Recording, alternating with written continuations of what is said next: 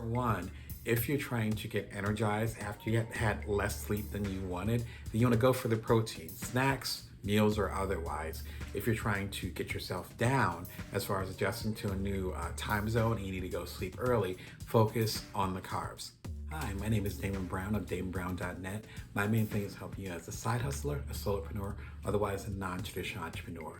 Today we're going to talk about sleep, mostly the lack of sleep. I have two little kids. I'm the primary caregiver. Sleep is a premium. Sometimes we end up losing sleep, sometimes because of kids, sometimes because of issues that we have going on in our bodies, such as stress or anxiety, and sometimes because of things like daylight saving times or being jet lagged, even from traveling. Luckily, scientists have found a few different ways to tackle this. A lot of this information comes from Matthew Walker. He has a book, he's a sleep expert, called Why We Sleep. Excellent book. I actually ended up staying up late a few nights when I ended up listening to the audiobook because it was super addictive. So it's like 10 hours long, but it's so good. There's a few tips that he recommends and other people recommend. The first thing is that if you're trying to catch up on your sleep, particularly if you missed an hour or two of sleep, go for the protein. When it comes to protein, that will actually give you the energy.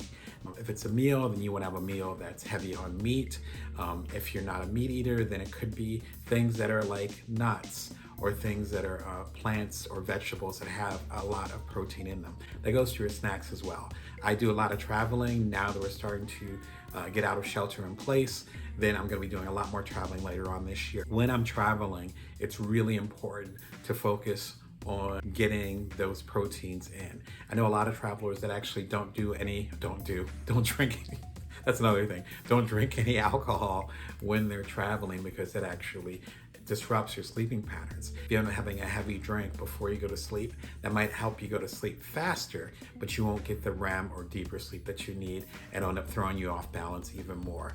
Now, if you actually need to go to sleep, as in if you're jet lagged and you're going traveling somewhere and you're landing, let's say in England, or you're landing in Japan, which is where I used to go quite a bit when I was younger.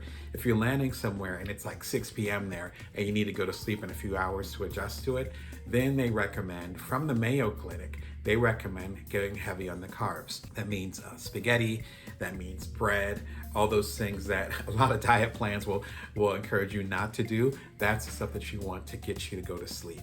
That's why when we have heavy dinners, particularly like Italian dinners or heavy on the pastas, if we have the, not even dinners, but heavy lunches in the middle of the day, that's why we tend to have that 2 p.m. slump. So number one, if you're trying to get energized after you had less sleep than you wanted, then you want to go for the protein, snacks, meals, or otherwise. If you're trying to get yourself down as far as adjusting to a new time zone and you need to go sleep early, focus on the carbs. The second part, which might be difficult depending on where you're at, is to go for the routine. This is really tough for me just because I have an active family. Again, I have two sons. They're both young. Are kind of all over the place. And I have my own business. I do traveling. Like I said, I do a lot of coaching. So I have a very active life. But if you can be consistent in what you do and have a routine, that's so important. Now, I talked about this in another show where I talk about the power of creatives having smart routines. If you have a routine, then you'll start to relax and you actually will have, as I say, a sandbox to play in, and then your brain can focus on other things. It's the same reason why Steve Jobs always wore the mom jeans and the black turtleneck. Same reason why Mark Zuckerberg always, at least until recently, had the hoodie and the ripped jeans. It was one less thing those guys had to think about, right? I have my traditional Built From Now t-shirt and my blazer, so when I'm coming to speak to y'all, I don't have to think about that. That matters when it comes to the creative routine and us taking that brain space as far as making decisions and putting it towards actually being creative and having a vision. The same thing works with sleeping. There's a certain routine that happens when you say, I'm going to have a cookie and a glass of milk at 9 p.m. and then I'm going to listen to a podcast for 15 minutes and I'm going to get into bed and it's going to be a certain temperature. You don't need to be that anally retentive. I'm certainly not. But I know some people that are, and it works great for them. So routine is important. Even if your routine is like, I just finished or I'm working on a major project right now and my sleep schedule has been really different. But even if I'm going to bed at 11 o'clock, midnight, even 1 o'clock in the morning, having that consistency. My nighttime ritual includes taking a bath. So now I'm going to take a warm bath. that gets my mind and my body in the place of saying, okay, Damon's gonna go to sleep in the next half an hour. That could be at 9 p.m., it could be at 2 a.m. It doesn't matter. My body's programmed to go for that.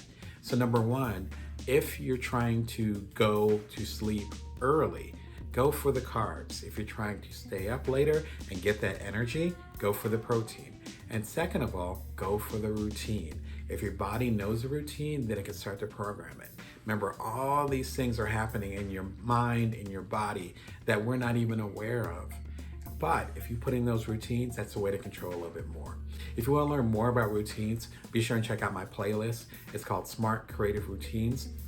It's about 12 videos, all super short like this one, 5-10 minutes long, that will change the way that you look at routines and the way that you're able to be productive with your creative process. And if you're liking what you're hearing, remember you can subscribe. It is always free and I appreciate it. And it gets the information to more people, which is really important to my heart. Not my part, my heart.